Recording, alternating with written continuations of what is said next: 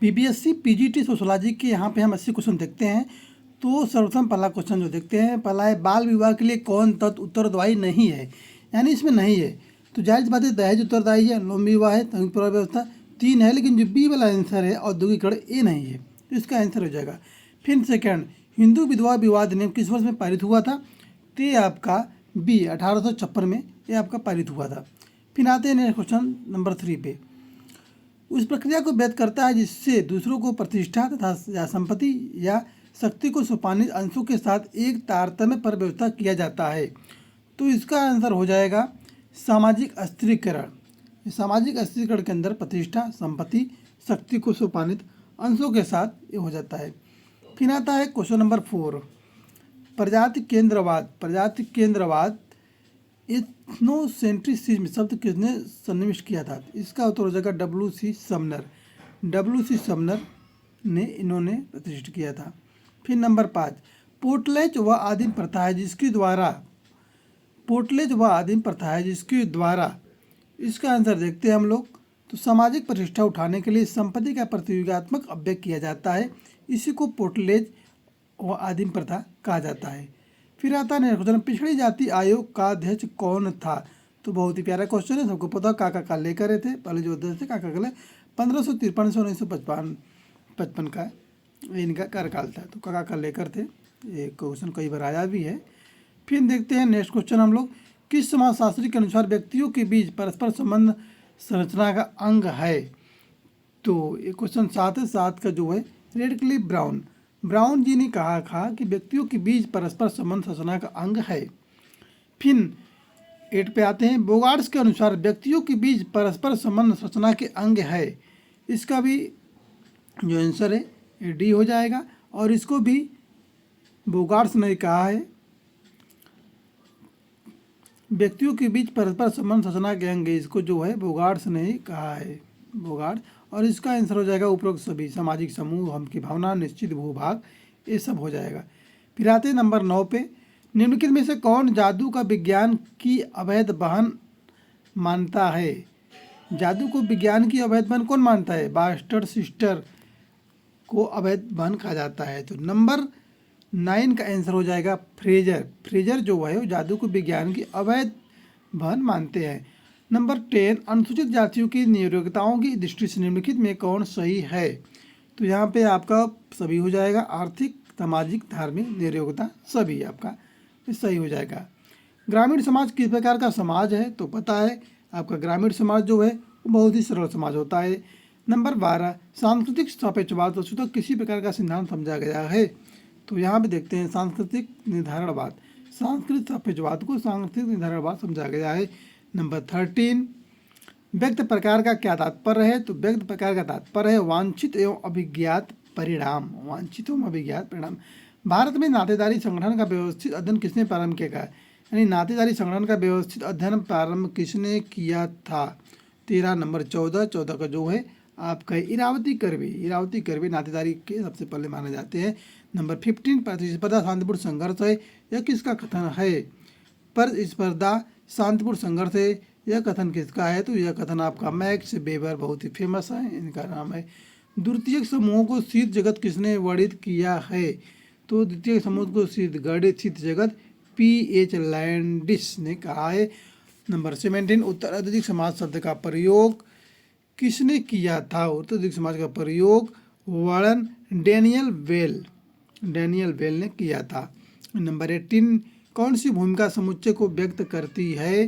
तो एक परिस्थिति से जुड़ी भूमिकाएं ही समुच्चय को व्यक्त करती हैं। 19, एक समूह के रूप में जनजाति किसके अधिक समीप है? तो जनजाति जो है आपके वो समुदाय के अधिक समीप है, समुदाय में रहते हैं ज़्यादा। गद्दी जनजाति कौन सा व्यवसाय करती हैं? तो गद्दी जनजाति जो है नंबर 20, दस्तकारी, गद्दी जनजाति दस्तकारी व्यवसाय करती हैं। फिर आता है नंबर 21, सभी संगठनों में औपचारिक तथा अनौपचारिक संरचना होती है। तो ये इसका एक सेकेंड, इसका आंसर हो जाएगा सभी संगठनों में औपचारिक तथा अनौपचारिक संरचना। तो इसका आंसर डी हो जाएगा अंतर्निर्भर। 21 का डी अंतर्निर्भर, हालांकि इसको हम करते हैं तो दिख नहीं रहा है, तो इसका डी आंसर इसका 21 का जान लीजिए कि अंतर्निर्भर।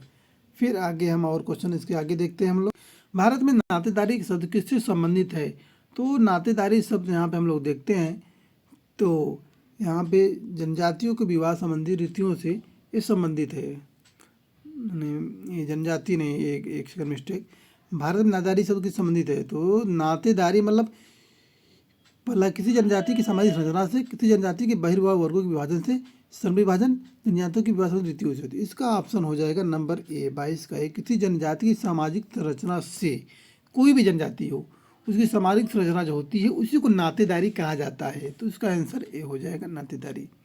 अब आएगा नंबर 23 आपका 23। अंतःक्रिया की वह सामाजिक प्रक्रिया जिसमें सहमति के क्षेत्रों का अभिलेखन किया गया है। तो इसका आंसर हो जाएगा आपका सहयोग। अंतःक्रिया की वह सामाजिक प्रक्रिया जिसमें सहमति के क्षेत्रों का अवलोकन किया गया है। सहमति किसमें होती है? सहयोग में होती है, न कि प्रतिनिधित्व, संघर्ष और मतक में होती है। नंबर 24। सामान्यतः सरल समाजों में राजनीतिक संगठन का आधार क्या होता है? तो इसका आंसर हो जाएगा नातेदारी। राजनीतिक संगठन का आधार नातेदारी होती है।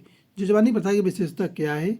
तो जजमानी प्रथा की विशेषता इसका सभी हो जाएगा आपका। पारिश्रमिक वस्तु में भुगतान होता है, कई प्रयुक्तों की निरंतरता होती है, सेवाओं का आदान प्रदान, यानी कि आप किसी रूप में इसको कर सकते हैं। फिर नंबर 26। वह परिवार जिसमें आपका जन्म हुआ, जिसने आपको एक नाम और पहचान प्रदान की, उसे क्या कहेंगे आप? तो इसका पूरा देखते हैं ऑप्शन। तो इसका आंसर हो जाएगा family of orientation. Family of orientation. जिस परिवार में जन्म हुआ है उसे जन्म का परिवार, एवं जिस परिवार में बच्चों का जन्म देते हैं उसे जनन का परिवार भी कहते हैं। तो इसलिए इसका फैमिली ऑफ ओरिएंटेशन कहा जाएगा। परिवार की उत्पत्ति यौन स्वतंत्रता से जिसने बनाई है? तो मार्गन ने परिवार की उत्पत्ति यौन स्वतंत्रता से बनाई है। फिर आते हैं नंबर 28 पे। समाज का आदिम एशियाई प्राचीन सामंतवादी पूंजीवादी के रूप में पंचांगी वर्गीकरण किसने किया है? तो इसका आंसर हो जाएगा मार्क्स, यानी कार्ल मार्क्स। कार्ल मार्क्स ने समाज का आदिम एशियाई प्राचीन सामंतवादी पूंजीवादी के रूप में पंचांगी वर्गीकरण किसने किया था? Karl Marx. यहाँ मार्क्स लिखा है, कार्ल मार्क्स होता है। कौन तथ्य संकलन की वस्तुनिष्ठ पद्धति है? तो इसका 2 है, अंततः कल्पना ये नहीं होगा। यहाँ पे जो देखते हैं, एक मिनट, एक सेकेंड स्क्रॉल करते हैं। इसका आंसर हो जाएगा अवलोकन। एक बार फिर से इसका क्वेश्चन देखते हैं। क्वेश्चन देख के तब आंसर देते हैं। निम्नलिखित में कौन तथ्य संकलन की वस्तुनिष्ठ पद्धति है?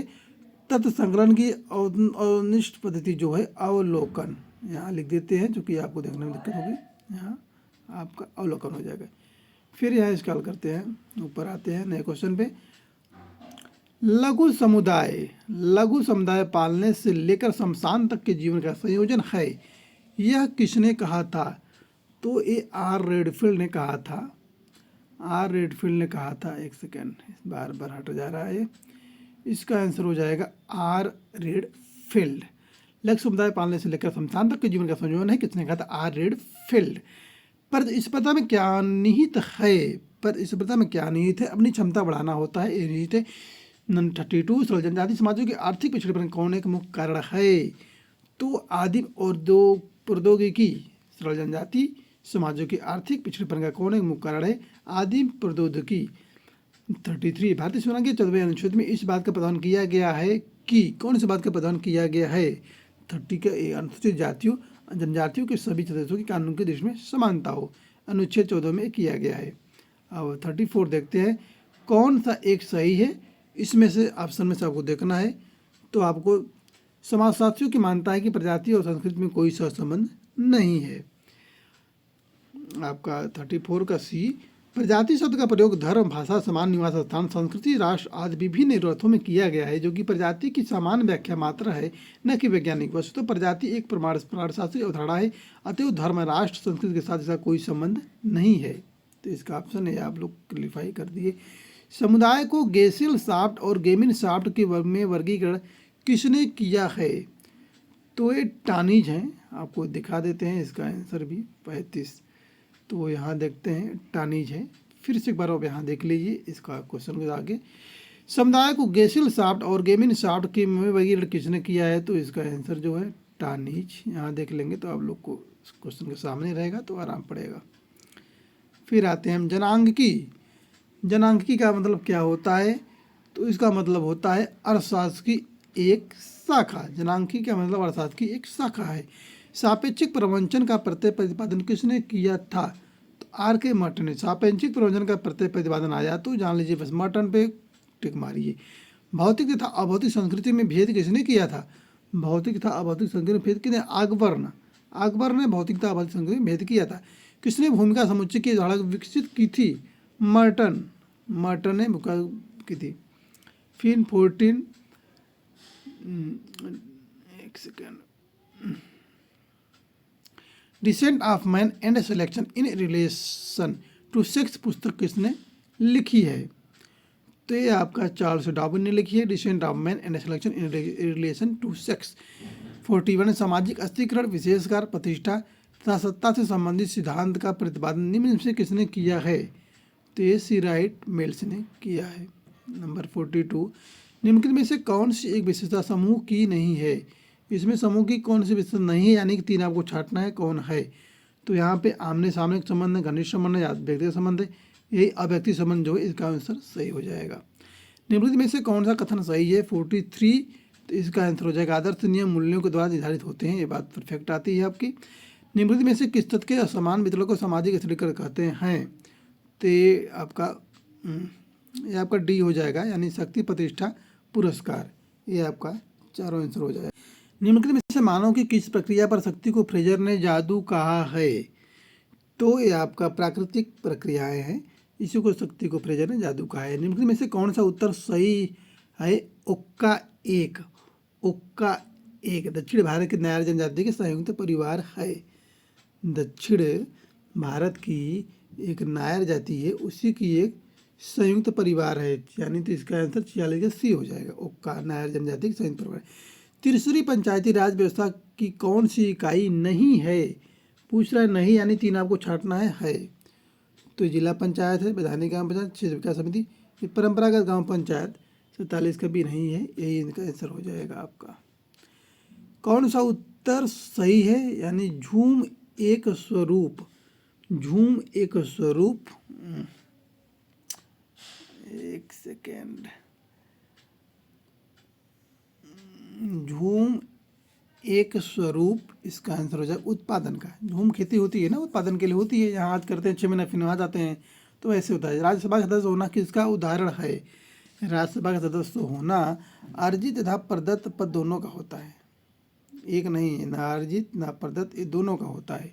तो आप लोग ध्यान दीजिए, राज्यसभा का सदस्य होना अर्जित तथा प्रदत्त पद दोनों का होता है। एक सामाजिक संस्था होती है, क्या होती है? अमूर्त होती है। एक सामाजिक संस्था क्या होती है? अमूर्त होती है, यानी समाज की स्थापित कार्यप्रणाली ही संस्था है, चूंकि यह कार्यप्रणाली अमूर्त होती है इसलिए संस्था अमूर्त है। अब आत्मसात का क्या अर्थ है? आत्मसात का अर्थ है 2 समुदायों के मध्य सांस्कृतिक गुणों का आदान प्रदान, यही तो आत्मसात है कि आप उनका ग्रहण करिए, आप उनका ग्रहण करिए, यही होता है। प्रतिस्पर्धा क्या है? प्रतिस्पर्धा एक सामाजिक प्रक्रिया है, ऑटोमेटिक ये समाज में होती है, इसको कोई रोक नहीं सकता है। धर्म की उत्पत्ति अज्ञेय के भय से हुई है, अज्ञेय के भय से धर्म की उत्पत्ति हुई है। फिर आते हैं हम लोग 54, कौन सी जनजाति की विशेषता नहीं है? यानी जनजाति की विशेषता कौन सी नहीं है? सजातीयता है, सजाति विवाह है, टोटम है, विजातीयता नहीं है, यानी कि आंसर सही हो जाएगा 54 का बी। द्वितीयक समूह में किस प्रकार के संबंधों की विशेषता होती है? तो औपचारिक संबंध द्वितीयक समूह में होती है। इसका चूंकि द्वितीय समूह का निर्माण उद्देश्य प्राप्ति के लिए किया जाता है, इसलिए इसमें औपचारिक संबंध पाए जाते हैं। टायलर के धर्म के सिद्धांत को क्या कहा जाता है? तो टायलर के धर्म के सिद्धांत को जीववाद कहा जाता है, टायलर का जीववाद सिद्धांत होता है। निम्नलिखित में से संस्कृति की कौन सी विशेषता नहीं है? तो इसमें कौन सी नहीं है? तो प्राणीशास्त्रीय विरासत है, ये संस्कृति की विशेषता नहीं है। तीनों आप देख सकते हैं, यह अमूर्त है, परिवर्तनशील है, एक पीढ़ी दूसरी पीढ़ी में हस्तांतरित होती है, यानी कि पहला वाला आंसर इसका गलत है, रंग है। अनुसूचित जातियों तथा जनजातियों को लोकसभा राज्यसभा विधानसभाओं में विशेष प्रतिनिधित्व मिलता रहेगा, ये कब तक मिलता रहेगा? तो 2000 तक, 2000 तक मिलता रहेगा। चूँकि इसका देखिए 2000 जो आंसर में दिया उसके हिसाब 2000 है, हालांकि आगे तक बढ़ चुका है, 2037 तक हो गया है, तो ये बढ़ता रहता है। तो आंसर के हिसाब से जब तक है 2020 में सब मनाया गया है, उसके बाद फिर बढ़ाया गया था। तो यह व्यवस्था संविधान लागू उसमें की गई थी, ये व्यवस्था संविधान लागू होते समय यही की गई थी, यही में आंसर माना जाएगा। कृषक समाज का सर्वव्यापी लक्षण कौन सा है? तो परिवारवाद। कृषक समाज में संयुक्त परिवार पाए जाते हैं, अतः कृषक समाज का प्रमुख लक्षण जो होता है परिवारवाद है। कौन सा विवाह का नव स्थापित नियम है? तो इसको आगे देखते हैं, कौन सा विवाह का नव स्थापित नियम है? तो इसका पैतृक स्थानों से भिन्न अपना नया निवास स्थान करने वाले पति पत्नी, क्योंकि पैतृक स्थान से पत्नी तो जाती ही है, और अगर पति भी कहीं जाके बाहर रह रहे हैं तो एक तरीके से वो निवास स्थान संगठित करने वाले पति पत्नी वहाँ पर उसका आंसर हो जाता है। निम्नलिखित में से कौन सा फ्रेटी का उदाहरण है? तो 2 या 2 से अधिक गोत्रों का समूह। फ्रेटी मतलब बिरादरी, उसका मतलब हो गया। आत्मदर्पण की अवधारणा किसने दी थी? बहुत ही मोस्ट क्वेश्चन है। आत्मदर्पण की अवधारणा कूले ने दी थी, चार्ल्स कूले। अपनी पुस्तक, इनके नाम जो है चार्ल्स कूले पूरा है, चार्ल्स कूले ने अपनी पुस्तक human nature and the social order में सामाजिकरण के संबंध में आत्मदर्पण सिद्धांत का प्रतिपादन किया था। आगे आते हैं 63 पे हम लोग यहाँ देखते हैं, कौन सा मानव समाज का विशिष्ट लक्षण है? संस्कृति। इससे अच्छा क्या क्वेश्चन होगा? कौन समिति का उदाहरण नहीं है? यानी 3 सही है, एक हमको गलत छांटना है। तो क्रिकेट क्लब है आपका, कर्मचारी संघ है, व्यापारी संघ है। एक पार्क में प्रातः घूमने वाले लोग समिति का उदाहरण एक कतई नहीं हो सकता है। माल्थस के अनुसार जनसंख्या अपनी स्वाभाविक वृद्धि की दर से दोगुनी हो जाएगी। कब दोगुनी हो जाएगी? 25 वर्ष में, जो माल्थस ने दिया था कि 25 वर्ष में जनसंख्या अपनी स्वाभाविक वृद्धि की दर की दोगुनी हो जाएगी। तो 65 का सी हो गया। भारत में ग्रामीण तथा नगरीय समाजों के मध्य प्रमुख विभेदकारी कारक क्या है? तो प्रमुख विभेदकारी कारक है जनसंख्या घनत्व में भिन्नताएं। कहाँ गया? 66। भारत में ग्रामीण तथा नगरीय समाजों के मध्य प्रमुख विभेदकारी कारक क्या है? जनसंख्या घनत्व में विभिन्नताएं। स्वजातिवाद का विपरीत पक्ष क्या है? सांस्कृतिक सापेक्षवाद है इसका। सामाजिक संरचना का की कोई इकाई जब सामाजिक व्यवस्था में संतुलन को बनाए रखने में बाधा पहुंचाती है तो उसे कहते हैं, 68 का ये, इसको कहते हैं अप्रकार्य। सामाजिक संरचना की कोई इकाई जब सामाजिक व्यवस्था में संतुलन को बनाए रखने में बाधा पहुंचाती है तो उसे कहते हैं अप्रकार्य। निम्नलिखित में से कौन सा नाम सामाजिक समझौते के सिद्धांत के साथ नहीं जुड़ा है? नहीं जुड़ा है यानी 3 जुड़ा है, तो मैकियावेली का नाम नहीं जुड़ा है। हाब्स, रूसो, लॉक, ये तीनों का नाम हमेशा आता है, हाब्स, रूसो, लॉक। समन जनजाति प्रतिरूप है, समन जाति प्रतिरूप है आधुनिक पुरोहित का, समन जाति प्रतिरूप है आधुनिक पुरोहित का। अब देखिए 71 का जो एक क्वेश्चन है, एक विख्यात इंग्लैंड के समाजशास्त्री का मत है कि मानव समाज की व्याख्या ठीक है। तो इसका भी सेकंड में, यहाँ भी आपको बता देते हैं इसका आंसर। स्पेंसर ने डार्विन के जैविकी उद्विकास के आधार पर सामाजिक उद्विकास का वर्णन किया था। इंग्लैंड के जो समाजशास्त्री थे वो स्पेंसर थे। स्पेंसर ने डार्विन के जैविकी उद्विकास के आधार पर सामाजिक उद्विकास का वर्णन किया। मानव के अनुभव में एक जटिल संपूर्णता के रूप में पर्यावरण की व्याख्या किसने की है? तो यहाँ पे हम देखते हैं कि मैकाइवर। मानव के अनुभव में एक जटिल संपूर्णता के रूप में पर्यावरण की व्याख्या मैकाइवर ने किया है। समुदाय में होने वाले परिवर्तन का स्थान आप कहाँ निर्धारित करेंगे? तो हम समुदाय की जनांगीय संरचना में इसको निर्धारित करेंगे। निम्नलिखित में से कौन सा मिलान सही नहीं है? मिलान सही नहीं है, आपको देखना है। 77 का C. Village India, making merit, little community, Robert Redfield, the social system, talented person. सांस्कृतिक परिवर्तन परिणाम है, सांस्कृतिक परिवर्तन परिणाम है, इसका आंसर देखते हैं। सांस्कृतिक परिवर्तन परिणाम है आविष्कार एवं अन्य संस्कृति से संपर्क का। मैक्स वेबर की कौन सी पुस्तक में सामाजिक क्रिया का वर्गीकरण प्रस्तुत किया है? तो ये है the Protestant ethic and the spirit of capitalism. Max weber की कौन सी पुस्तक में सामाजिक क्रिया का वर्गीकरण प्रस्तुत है? तो the Protestant ethic and the spirit of capitalism. Last question है, विस्तारित परिवार में सम्मिलित होते हैं। विस्तारित परिवार में कौन सम्मिलित होते हैं? तो यहाँ आप लोग देख सकते हैं कि दादा दादी होते हैं, समपार्श्विक स्वजन होते हैं, ये दोनों तो नहीं होते हैं। तो 1 2 किस में है? पहला वाले में। विस्तारित परिवार में सम्मिलित कौन होते हैं? दादा दादी, समपार्श्विक स्वजन, ये सब होते हैं। तो ये आज का सोशोलॉजी के क्वेश्चन है। ऐसे आगे हम आपको क्वेश्चन बनाते रहेंगे, तो आप लोग इसको पढ़िए और पीजीटी वहाँ पे क्रैश करिए।